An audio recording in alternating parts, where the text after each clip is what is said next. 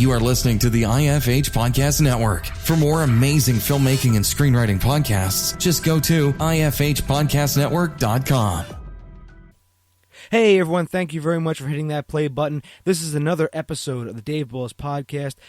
No real show notes this week other than just I want to say thank you. Thank you to everyone who continues to share this podcast. My goal is to get us over a certain metric by the end of this year, which will be 2016. I want to enter 2017 very strong. I entered the Monkeys Fighting Robots podcasting competition, and I'm hoping to win that. I actually entered in episode 100 with Don Barris. That was probably, in April, I believe, and that was my entry into that. They've been sharing it, and the winner is going to be announced during the Super Bowl 2017. So I'm hoping if I win that, I actually get some marketing money from that from monkeysfightingrobots.com.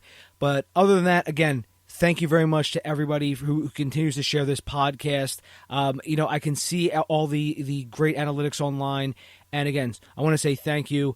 And, as I was talking about in the past episodes about, making your own films, making your own micro-budget films, I thought, why not go out and talk to the guy who actually has a micro-budget film lab, right? So my guest this week runs Microbudget Film Lab. He has directed 2 micro-budget features and is in pre-production for a third. In this episode, we talk about a grant for the winner of the top script in the lab. The lab will actually be open Monday, December 19th, 2016. So by the time most of you listen to this, the lab will be open. You can enter a link via a link in the show notes. And if you do, please let Shawn know that you heard about this contest via this podcast. This is episode 140 with guest Shawn Whitney. You're listening to the Dave Bullis Podcast. Find Dave at davebullis.com. Please make sure to subscribe and share the podcast.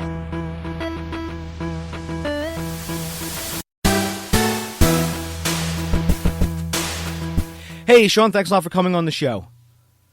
Thanks very much for having me, Dave. I really appreciate it. Oh, my pleasure, Shawn. I've seen everything you've been doing with the Microbudget Film Lab and all the great things that you're doing over there. But before I even, we start talking about all the things you do there, I wanted to talk, about your career and about, getting started. So, we're growing up, Shawn, did you always, have this, this hobby of film or this love affair with film? And did you make films growing up as a kid? No. No. Short answer, no. No, I always was, I've thought of myself as a writer since I was probably 10 or 9 years old. But, we didn't have any video cameras or anything like that. Like we just didn't have them. So it wasn't really around. I watched a lot of old movies, it was back in the days, first before cable and then cable. And so, we would get like Channel 29 from Buffalo and we would watch, bad movies, or not bad movies, but old movies from the 50s and 60s. But it wasn't really until much later that I decided to pursue film, actually. So did you end up going to college for film? No. No, I went to university in Toronto at the York University, and I did a liberal arts degree in humanities, kind of cultural studies, and then I did a master's in interdisciplinary studies that was focused on writing for the theater. And I'd started a small theater company that was doing like Brechtian musical theater. And we did a bunch of really great productions, and, I wrote stuff and I was doing that. And then, but then I decided to make a turn towards film really in about the year 2003, I guess. And at that point, I just began writing. I tried to do actually a theater production. I did like a workshop production, and it went really badly, and I lost a lot of money, and I was really depressed. So I kind of hid in my basement for about 3 years and just started writing screenplays and just started learning how to write screenplays on my own. And then I guess 3 or 4 years, and then I ended up getting accepted into the Canadian Film Centre, which is kind of like the American Film Institute. And that was my kind of, the formal official part of my education was that residency there. You mentioned writing your own screenplays and sort of teaching yourself how to write screenplays. That's sort of something I did a few years ago. And I think that helps out a lot. And what I want to ask is, was there any particular books or even scripts or even movies that you sort of used to sort of pick apart, and how to sort of teaching yourself how to write? Yeah, there was a few books. I mean, Sid Field, I think, was maybe the first book, screenplay that I read, and that kind of opened my eyes to structure and all that kind of stuff. And then I read another book by Epstein called Crafty Screenwriting, which was really good. And then the most recently I read a few years ago now, I read Save the Cat by Blake Snyder, and that was I know it gets a lot of bad people go on about it now because it has become kind of the dominant model in Hollywood in many ways. But it's I still think that it's a really powerful machinery that you can use. You can bend it to kind of more unconventional structures. But it was really useful for me in terms of creating a kind of method to approach the screenwriting process. Yeah, I have noticed that Save the Cat has gotten a lot of flack. I think if you're at the top of any field, and I think Save the Cat has sort of gotten to the upper echelon now because, Sid Field has passed. And so has and the person who made Save the Cat has passed, but I still think that it's been sort of passed on through his program, and I think now when you're at the top of any field, I think you're going to get flack for a lot of things. Yeah, totally. And it's because of the way that Hollywood has approached the whole process of storytelling. It really is the kind of formula that's in Save the Cat is used constantly. Like you can watch a movie and time it kind of just the Save the Cat structure. And I think people get because of that, and because a lot of Hollywood movies are pretty, they're pretty empty sort of commercial properties that are really, they're not about art, they're a product, right? And I think people confuse the power of the story structure with the vacancy of the content.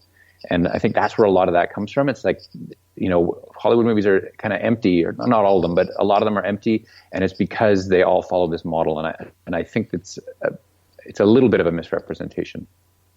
Yeah, and I know you can't see this because it's a podcast, but I have a huge screenwriting book library right next to me, to my left, and I sort of did what you did. I wanted to figure out screenwriting, the nuts and bolts, and getting down to the absolute sort of atoms of it, and figure out what makes a great screenwriter, what makes a great screenplay.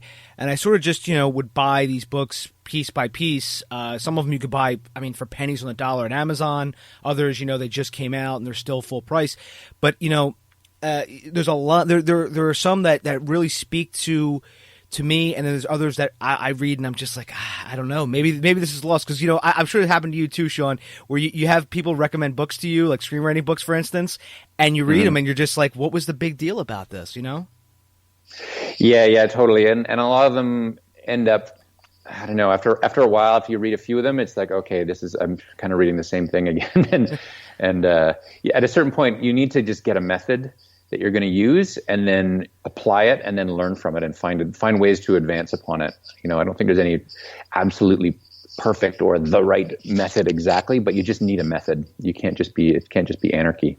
Yes, absolutely. I think a method is key. Finding your routine also, which I guess is another way of saying method. But, finding your routine and making sure, okay, well, 11 o'clock today, or maybe a little earlier, or maybe I'm going to get up at an hour early today, and I'm just going to write. I'm just going to write for 45 minutes to half an hour.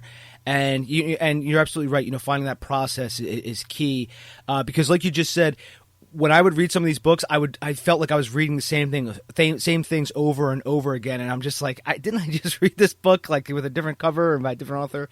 But that's bound to happen. Once you start getting to a certain point, you're going to start seeing all that same information just basically used again, or maybe presented in a different way.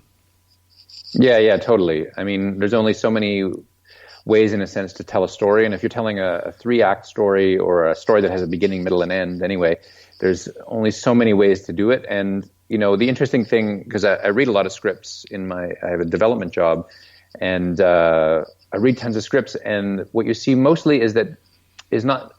I mean, you do see scripts that come in that are kind of soulless machines, but mostly what you see from screenwriters who aren't established is that they just don't have the structure. They don't know how to tell a story that keeps moving forward, and you really need that. And so, to go back to what you're saying is, so it feels repetitive on the one hand, and it is repetitive in a lot of ways, but it also is like people need to learn this because otherwise you can't tell a story. And you touched on something too, Shawn. You said that some of the scripts that come in are like a soulless machine. I know you can't go into specifics or anything like that, but is there any sort of thing that writer might be doing wrong, whether it be structure, or is it because they don't have a voice that makes it sort of like that soulless machine? Well, what it is that people write to the market, and because people want to make a living. And so they think, okay, well, like for a while we were getting all these found footage scripts, for instance, which, were the rage.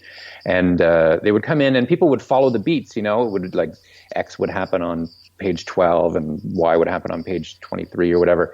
But what was lacking in them was that they were just, it's like watching a plumber fix your pipes.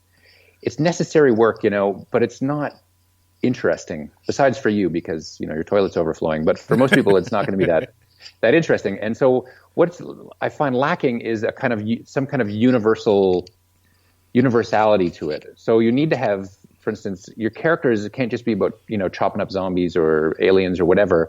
They have to be going through an inner turmoil, because really what stories are about is they're an argument about what makes the good life, and you're making an argument. And if you're not making an argument, and if it's not being felt through your character, then it just feels like watching a plumber fix a pipe or watching somebody build a house. It's kind of interesting to see the structure of it, but it's not emotionally moving. Yeah, I just took a webinar. It was a free webinar, but by Doug Richardson, who wrote Die Hard 2. And he actually was saying, that whole thing about an argument. And his whole thing was, hey, structure is an argument. How you structure your film should be an argument for your whole movie. And that actually really stuck with me, and just great that you're here. I'm just hearing you say something similar about characters and argument as well, which again is I agree with 100%. As something I've learned with screenwriting is that, and that we sort of, when we were making characters, I think sometimes screenwriters have a tendency to write themselves, just like you said. We put ourselves as the main character. And I think that sort of ends up hurting us because the main character ends up becoming almost like a shell, and everybody else is sort of having sort of like the witty banter, or maybe they're actually the ones that are actually going through a transformation, and the main character just sort of is just sort of there going from basically just going through the motions. Yeah, totally. And I mean, it can be you, but it has to be you in a universal way. It has to be universal you, like you have to, there's things about your life. There was a microbudget film that I talk about a lot called Bellflower from a few years ago, I think 2011, that was shot for like 17 grand, and it did really well. I think it went to Sundance. It went to Sundance. It got distribution with Oscilloscope.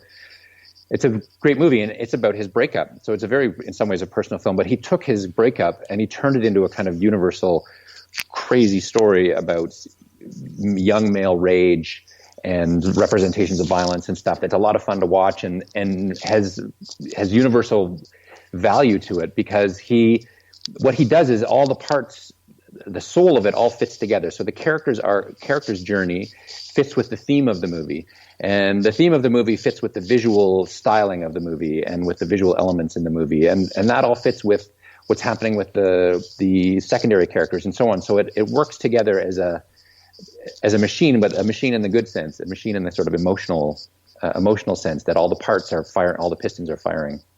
Yeah, I know exactly what you mean. It kind of reminds me also of sort of Mad Max.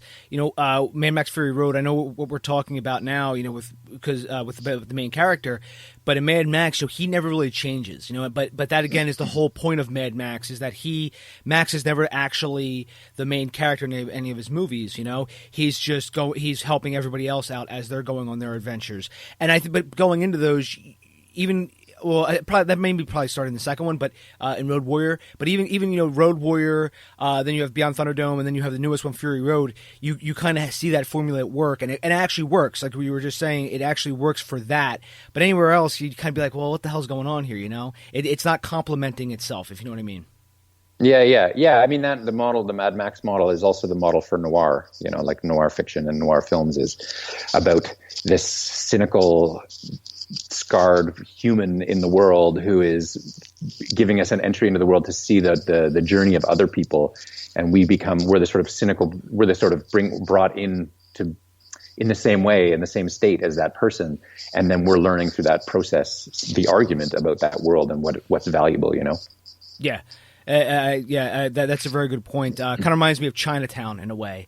Jack Nicholson, at the whole end, he was very, very sort of scarred, and by the end, I don't know if he really changed, but the whole adventure was absolutely amazing. Mm-hmm. No, absolutely. So as we talk more about your career, Shawn, you obviously you taught yourself how to write screenplays, and so where was it where you actually started to sit down and actually you made your own film? So I had shortly before I went to the film center, and then after I went to the film center, I made a few shorts, and kind of I read a few things about how to shoot, not cross the line, coverage, that kind of thing, and then I shot some shorts that were from moderate to bad, and but it was really fun, and I loved it, and I learned a lot both as a filmmaker and as a writer, because I learned, okay, well, that doesn't work, that's a block of dialogue that long isn't going to work, saying it this way isn't going to work, like you see it being played out, and so it's an extremely useful experience even from the point of view of being a screenwriter. And then then when I came out of the Canadian Film Center, and a bunch of stuff happened. I had a script optioned with an Oscar-nominated producer, and it all looked great. And I was counting the money and thinking my career was about to take off. How could things go wrong? And that was 2008. And then at the bottom fell out of the financial market, and subsequently all the money dried up for indie films. And Hollywood reverted to just retreads and remakes and tentpole pictures. And so while I got a job out of that in development that I still have, my career as a filmmaker and as a screenwriter kind of came to a halt. And so after a number of years of having done that, I just was like one day sitting in my office with my wife, feeling frustrated because I was reading a script that I thought was kind of bad, but was financed because it had some A-list cast. And I turned to my wife and I'm like, this is ridiculous. Like, we're helping, she's a wedding photographer, so she helps people realize their dreams in her way. And I was doing it with, story editing. And I said, why are we just the bridesmaids? Why don't we make our movie? And so we decided at that point, and then we just started talking about a story, and then it happened. Yeah, the bottom fell out in 2008 for so many people. I mean, I was so tragic, and I know other people as well who had things in development, and 2008 hit, and my God, I mean, and here we are in 2016, and we're still recovering from that here in America. But yeah, and the shocks were sort of felt worldwide. But you were able to regain your composure, regain your motivation, and so what did your first movie ended up being?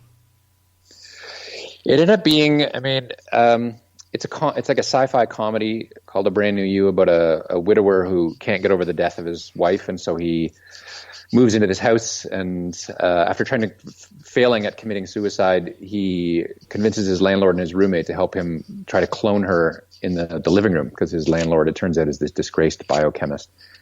And so it's about him trying to kind of recreate this moment that is lost. But it's a comedy, so it's funny, but funny sad, I guess.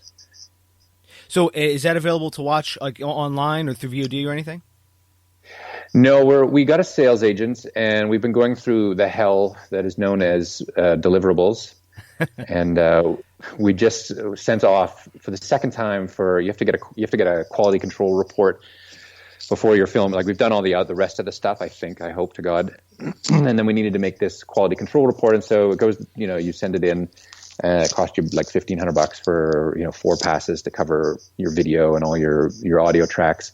And they send you a report, and then if there's any problems in there, and it can be any kinds of things, then it comes back to you, and then you have to fix those, and then you have to send it back. So we got that back and had to send it to our audio editor and our picture editor, and And so we've just sent it off for the second QC report, and I'm hoping that it's good enough. Yeah, those deliverables, Shawn. The more, I didn't know too much about deliverables till a few years ago, and then I found out all that is involved with deliverables. And even when talking with my friend Jason Brubaker at Distributor, just getting involved with those deliverables, you end up. It's like like you said, it's like what did you call it? Living hell. I think that's pretty accurate. But yeah, it's totally brutal. So so right after you finished your first movie. And again, that was a micro-budget film, and you made your second film, which, by the way, I love the name of this film. By the way, "Fucking My Way Back Home." That is a very good title, by the way, and also it's very eye catching. So even if I didn't know what it was, even if I didn't know what it was about, I could just imagine what that is about. But so where was the impetus to make your second film? I mean, did you already have this script written while you did your first one, or did you sort of just have a lot of motivation to sort of make this script? No, we'd done the kind of the festival thing with the first one and gone to a few festivals and won some awards, and we were like, what are we going to do next? And so I had some other scripts that we wanted to do, but they were bigger. They were like at least $100,000 kind of thing, and we're not in the position to make $100,000 movie, unfortunately, at the moment. And so we my production partners, there's 4 of us in the company, and we said, what are we going to do next? And I had this story that I'd developed with another writer years earlier that he and I were going to shoot together, a wonderful writer named Reese Crothers. And but it just never happened. We'd both kind of gotten busy with our own things. And so I spoke to him and I said, hey, dude, can I take our story and write it up as a script so we can shoot it? And he was like, yeah, absolutely. So I wrote it up and we started editing, getting notes back and forth. And I don't know how many months later, 8 months later, maybe 9 months later, then we shot the movie. So when you shot the movie, did you have a slightly bigger budget than with your first movie? No, the irony is we learned a lot from the first movie. We made mistakes that cost us money, and we got better at improvising. And so the first film cost us, I think, $22,000 or something. And the second movie we shot for $7,000, but it's actually more complicated, and there's more locations, and a lot of it takes place in a car going around the city, so we had to tow the car because our driver, like he plays the driver in the film, is like maybe the worst driver on the planet. So the idea of him acting while driving this like 1974 Cutlass Supreme was a horrifying thought. So we had to like tow the car around. So when you had to tow the car around, I guess the biggest part of production budget then was obviously a tow truck, a driver in the tow truck. You obviously had to get like some kind of. I guess you had a route that you wanted to go. Again, I'm just thinking with a producer's hat right now, Shawn. Of what? Yeah. No, we went. So our plan A was okay. So plan A was we thought we had a connection with a post-production house. And maybe he could get us a deal with a rental house, White's in Toronto, and he contacted them for us, and they got back and they were like, oh yeah, you can get a tow vehicle, but it's like $10,000 a day. Plus you need to get cops, right? You need to have off-duty, paid duty officers. And we were like, well, it's more than our budget. So we tried U-Haul, and we did a test shoot with a U-Haul trailer, pulling it around and so on. And that seemed like the way we were going to go. But that was going to be, I think, about $1,000 with insurance. And that still seemed high. So what we ended up doing was a guy who owns a cafe around the corner from my house had a tow truck. And, well, he had a car, first of all. He had this Cutlass Supreme. And I was like, hey, man, can I rent your car for this shoot? Your car is like this big, ugly beast. And it's a beautiful sky blue color. And I really want to use it because it really looks good. And he was like, yeah, totally. And we told him we were going to tow it. And he was like, "Oh, hey, do you want to rent my pickup truck, like this little Toyota pickup truck?" We're like, "Yeah, sure." So we rented it off him for a few $100s, and then we went on Craigslist and we found somebody who rented like a car tow trailer, and we rented it for 2 weeks for I think $300. So in total, car, tow vehicle, and trailer was like $800, $700. Wow, that again, that's amazing how, just by just sort of putting on your producer hat, you can actually, get that down further and further and further. And again, I imagine also you're going to have insurance, because I could just imagine, towing a car around. But so was insurance included into that $800, $900 cost? Yeah, we got production insurance, and that was for the entire production, and I think it was about $900 maybe. To cover the whole thing. And it was a bit dodgy. Like, we told them, they were like, we have this car and we'll be towing it to locations and then putting it off the trailer and shooting it in locations. And so they, if they'd found out we were shooting with people in the vehicle, towing it around, we probably wouldn't have been covered. So we would have had to evacuate everybody from the car if we got into an accident. But luckily we didn't, and there was no insurance claims were made. Excellent. It's always good whenever you never have to make an insurance claim, right? So yes, yeah. So now, Shawn, with sort of finishing, the film, is it on VOD yet, or are you putting that together right now? Yeah, we just got picture lock like last week, and so we've sent it off to the composer, we've sent it off to the audio mixer to begin that process, and we've sent it off to the colorist. So now that picture's locked. Now, again, I'm cheating because I have your whole info in front of me, and I know you made a third movie. So with your third movie, that's actually in development right now, correct? Yes, yeah. We have a script that's written. It's I think a second draft at this point that we're hoping to do a little higher budget if we can raise the cash, or I guess, figure out whatever the equivalent is of a tow trailer for our spaceship, because it all takes place inside a spaceship. And that's called the Century of Redemption, right? Century of Redemption, yeah. So obviously you're going to shoot that next year, and again, I wish you the best with shooting that. And so what I wanted to ask about was obviously your Microbudget Film Lab. You sort of started this. And what was sort of the impetus to actually start Microbudget Film Lab?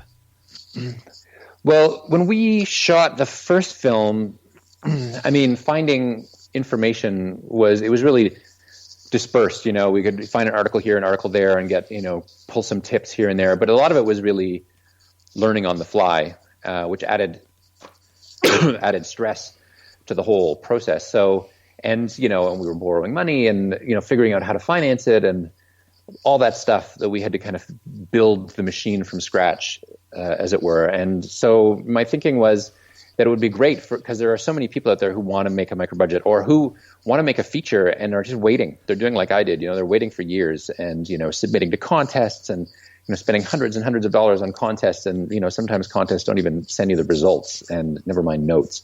And I was like, people need to have that resource. And so I want to be that resource. And I wanted it to be different than, No Film School, which is a great site, but is, it has a lot of gear focus. And I'm, because of my background coming in from the point of view of story and from screenwriting, I was kind of more interested in the aesthetics and the story construction side and how to do things differently and how to create a kind of shared aesthetic. Like I wrote a post a little while ago about, we need a micro-budget movement.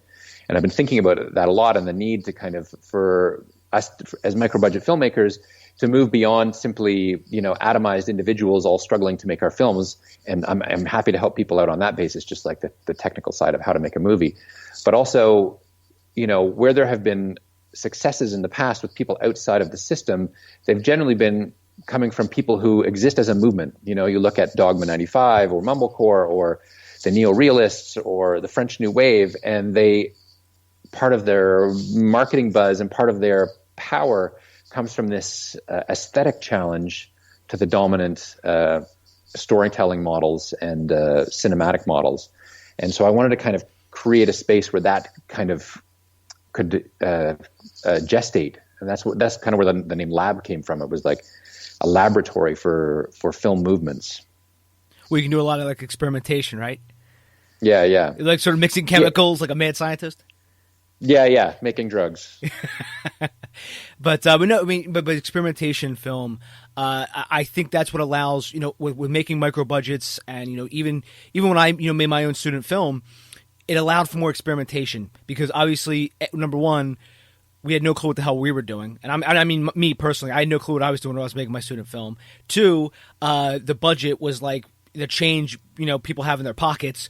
And three, I had nobody to answer to. So any weird, wacky thing we did, is it funny? Okay, let's put it in there. But with micro budgets, it's always encouraged for experimentation because Shawn, if you had a couple $1 million budget and you had people to reporting to every day, you try to do something out of the norm, and they're going to say, what the fuck are you doing? Yeah, totally. Yeah, there's a lot of pressure. There's a lot at stake when you've got $1 million or $10 million or $100 million. They want you to do what works, and what works is what worked last year or the year before, and so they just want to repeat the same thing because it's a formula that makes money. But that formula that works for Hollywood for $10 million movies or $100 million movies doesn't work for micro budgets because they just look like cheap knockoffs, right? Yeah, and they look like cheap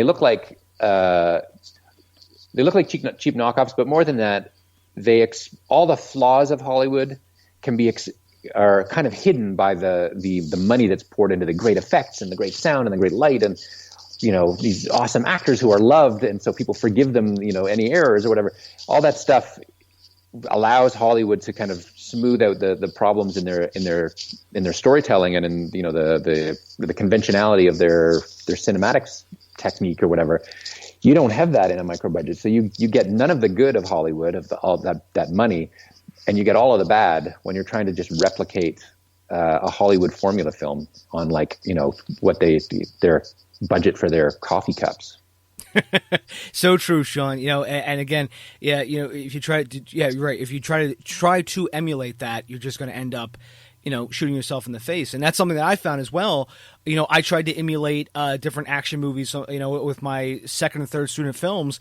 And I'm like, holy crap, I don't have the time, the budget, the resources to do all this stuff. So I can't make, a whole scene about gunplay or, I can't blow up this whole building, even with, Red Giant effects. And it sort of reminds me also of there was this panel of discussion I was watching on TCM. And one of the guys who hosts TCM said he actually loved the era of the 50s and 60s with movie making because they didn't have a budget to blow up buildings or anything, so they had to focus on the story. And to me, that's where we are again, is I think a hallmark of a filmmaker nowadays is you have to make a micro-budget film set in 1 to 3 locations, very minimal, and the story and the concept have to be what is your main selling point of this whole thing.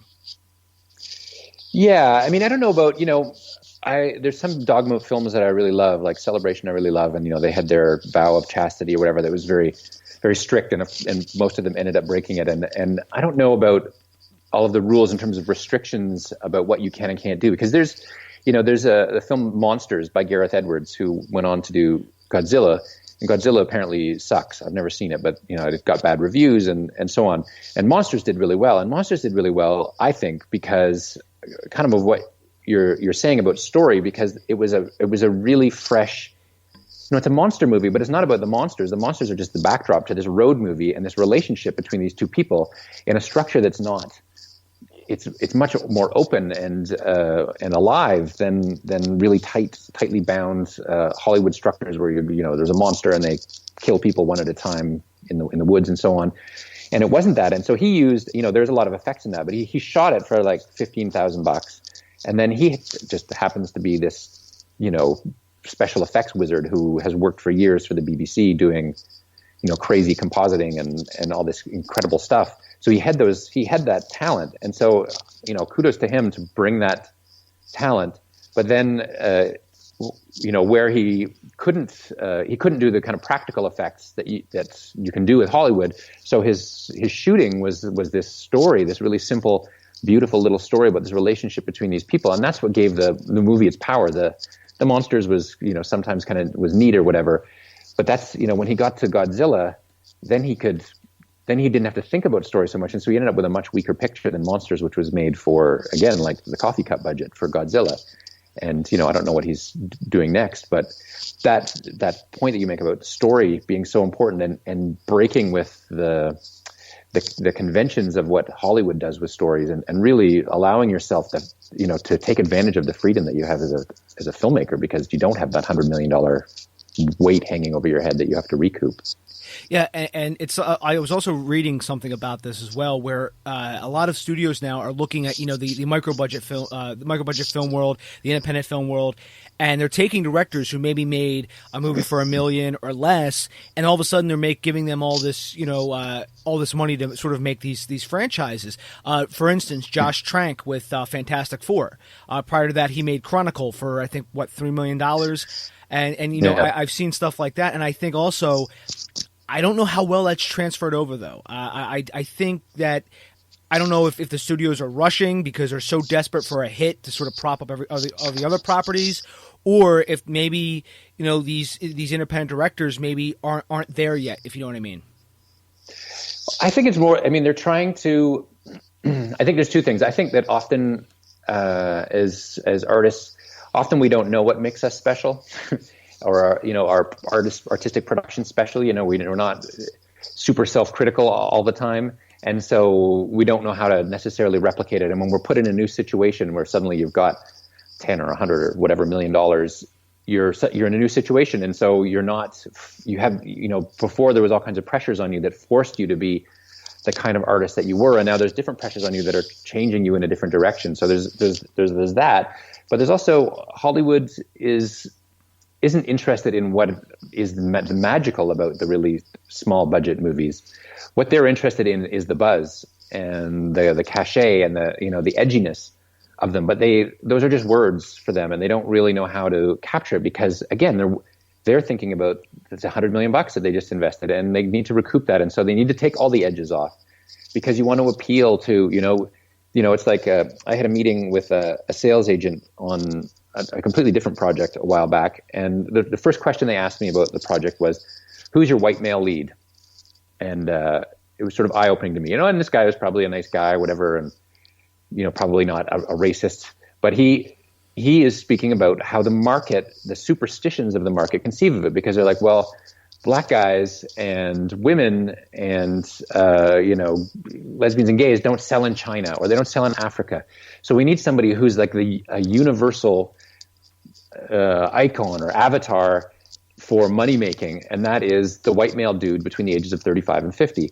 And so that's the kind of the way that they think about it. And so even when you get an edgy director up there, like Gareth Edwards doing Godzilla, now they're trying to fit it into the money making mold that they know, and it has to fit into that.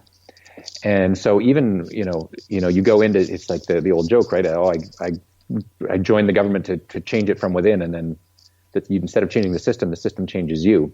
And I think that's what happens.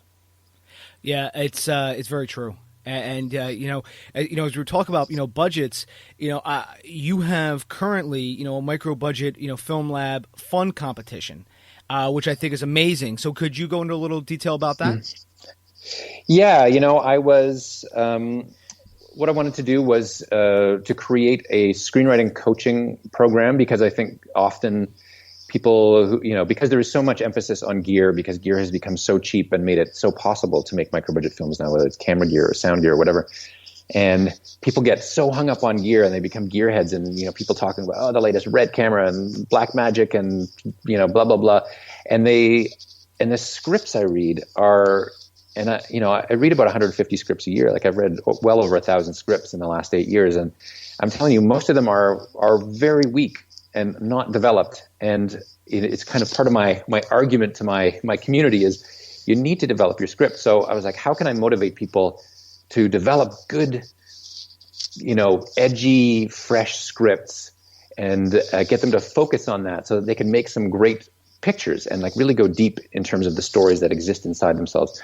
So I thought, well, I'm going to do a screenwriting thing, but how can I get people interested? So I decided to come up with this screenwriting coaching intensive that would last over a period of 3 months, and I would work with a relatively small group of people to go through each stage of the screenwriting process, from how to come up with a story for a micro budget, how to create a log line, how to create a story structure, developing characters, theme, all that stuff, right through to revising, how to revise your script with a micro budget in mind, and then have this and provide feedback the whole time.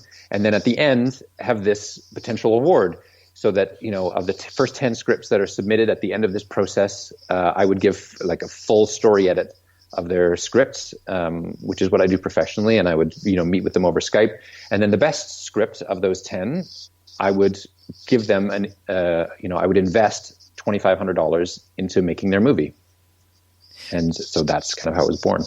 And I also like you're doing the video question and answer section, because I imagine as soon as you announced the competition, this flurry of questions came in, and I'm sure, and it's a great idea, by the way, that you're doing it through video, because video is it's always, obviously it's a great promotional tool, and I think also a lot of times people are more especially filmmakers, are more adept to watching a video tutorial or explanation, if you will, than just reading sort of like a blog post.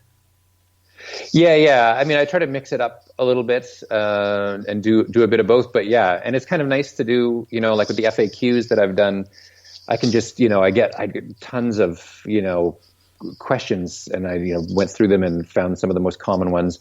And then I could just go up on my roof. There's a terrace in our apartment, so I went up on the terrace and just sat there with my coffee and could just talk into my selfie stick that I'd put an elastic band on to hold it to a chair, and I could just talk to it and answer the question like we're sitting down having a coffee. Yeah, it did feel that way as well. And so obviously, just to sort of answer a few of those questions, I know you already answered them, but just for obviously for the listeners, I guess the one would be who actually owns the script at the end of all this. The writer / filmmaker owns the script. The only deal is for the money. The only conditions, I guess, is that it's an investment. So there'll be an investor's contract, and if the film makes money, then you have to pay back. You have to pay back the money. And which seems reasonable. And I want people to take some responsibility for the process of, their contributors to their film. And then that money, it won't come back to me. I'll put it into another fund so that I can grow a fund to ultimately supply, help other people in the same sort of way. And then the second thing is that the money will be released on the first day of principal photography. So you actually don't just write a script and get the money. You actually have to go into the proper pre-production, and I'll work with people through the pre-production process to help them get the show on the road. And then on the first day of principal photography, that cash will be released from escrow. And I think that's an amazing idea, Shawn. And so for people listening who might be interested, where could they enter this fun competition? Well, it hasn't. The doors haven't opened yet. Okay. I've been because I got tons of feedback from people and about what they felt should be in the program and so on. And so I'm going to open the doors to that. And as I say, it's not going to be to tons of people because I'm giving feedback. I can only deal with so many people before I would have to start taking amphetamines and stay up all night. So that'll happen on not this coming Monday, but the following Tuesday. So a week Tuesday, I'll open the doors on that. And is that for people just in Canada or people in the US and UK enter? Yeah, it's people internationally. One of the cool things, I've been promoting the Facebook page and the website and so on through Facebook, which is, in terms of, micro-budget film marketing, Facebook has a really user-friendly, very powerful interface. But I was marketing it, and I was marketing it primarily to the United States and Canada, because that's, where I'm from. And by accident, I think I selected worldwide. And so it ended up promoting this thing, one of these posts out to internationally. And I started I'm like, why am I getting all these people with names, like Indian names? So it was like all of a sudden, like literally like dozens of people contacting me from India. And I realized I'd made this mistake. And it was awesome because I'm meeting these filmmakers from India. Like I just interviewed a filmmaker last week who did a micro-budget film called D Major, which is a beautiful film and looks like it's getting distribution on the India's version of Netflix. And it's got him, a producer is coming on board for his next film. Anyway, and it was a fascinating interview just to hear how in Kolkata he made a movie for $3,000 and how they did it. And, they didn't have a slider, so they put a camera on the sweater and they pulled it across the table and this kind of stuff. But anyway, that's a long detour to say that the program is open internationally. the reason I ask is because, obviously America is my U.S. is my biggest market, followed by the U.K., followed by China, then Australia, then Canada. So I just wanted to make sure. So for everyone listening. So the Chinese filmmakers are more than welcome as well, obviously, as Americans and Brits. Excellent. And I was as shocked as everyone else when I heard that China was my third biggest market. I looked at my numbers and I'm like, wow, okay, but bigger. Bigger than, yeah, seriously, who knew? Bigger than the Australia and Canada. Wow. And so Shawn, I know we touched on this briefly, but sort of, in closing, I wanted to ask, what is there anything else that you're working on that we should know about? Well, I mean, in terms of my film, it's the one you mentioned, Century of Redemption, which is a space kind of, there's a sci-fi, but it all takes place in one location, though a fairly elaborate location. And then, I mean, I'm a senior programmer at the Victoria, Texas Indie Film Festival, which is a wonderful film festival just outside of Houston.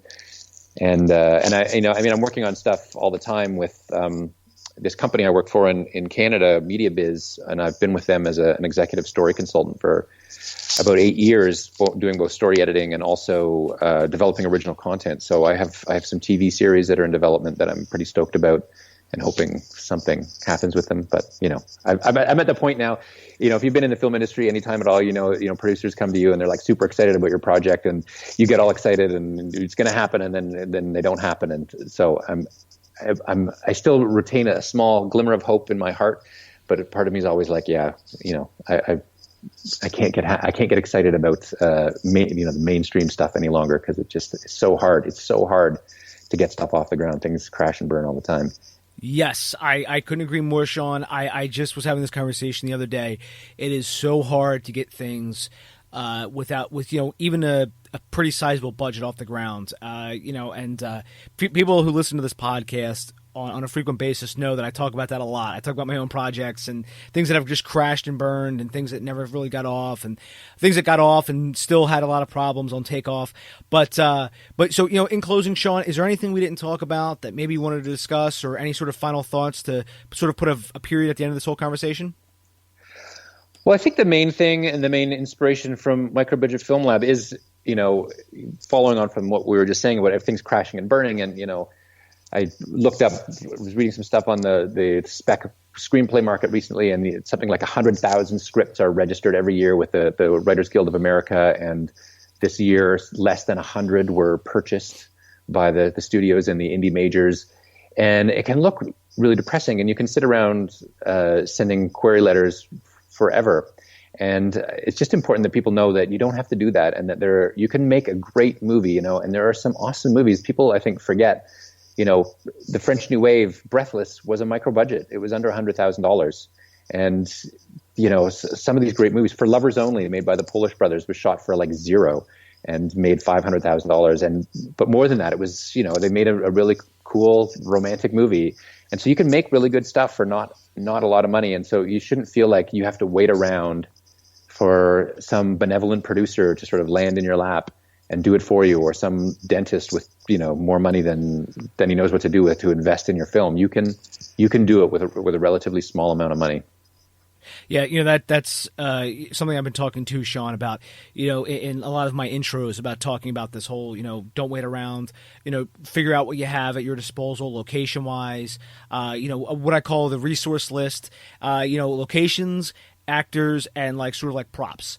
So if you can make those lists and you can sort of brainstorm and sort of reverse engineer a script, because that way you're not, if I know my uncle owns an abandoned house somewhere, how could I use that for a film? Or even if I use my own living room.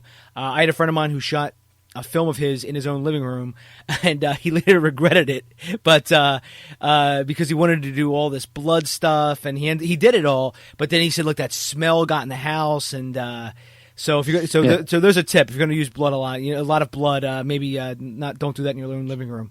But but yeah, and I think, again, what Jason Brubaker calls a backyard indie. I think that, again, this is going to be the hallmark, Shawn, where you have to be able to sort of make a film in a very minimal location with very minimal locations, actors, props, and be able to tell the best story you can. And I think that's going to sort of be like the hallmark now with how, you can sort of, build your career from that. And, yeah, no, I think that's totally true. And I think that, make a list of your resources is really important, and extend that list not just to, cool stuff that you have lying around and cool locations that you have, but also to your skills and the skills of people around you. If you're like Gareth Edwards and you can do great compositing and great, visual, VFX on your computer, that's a resource also. Or if you can, blackmail your brother-in-law to do it for you, whatever it happens to be. That's a resource that you should make the movie that you can, not the movie that you want, because it's what you've been told is the right kind of movie. Yeah, I definitely agree. So Shawn, where can people find you out online? They can go to our Facebook page. They can just, I'm sure, search on Facebook to Microbudget Film Lab, or our website is microbudgetfilmlab.com, and they can find us there. Are you on Twitter or Facebook? I'm sorry, you already said Facebook. So are you on Twitter or anything else? I'm on Twitter a little bit. Twitter, I've never really gotten into. I do have a YouTube channel that I'm slowly adding material to. But the primary locations at this point are Facebook and the website. Excellent. And I will link to that in the show notes, everyone. Again, DaveBullis.com. Twitter, it's at Dave_Bullis. Shawn Whitney, I want to say thank you very much for coming on, sir. Thank you very much for having me. It's been great talking to you. Oh, it's been great talking to you as well, and I wish you the best of luck with everything. Thank you. You too. Thank you very much. Good luck in China. Thank you very much, Shawn. I'll talk to you soon, buddy. Okay, take care. Bye-bye. Find Dave at davebullis.com. Please make sure to subscribe and share the podcast.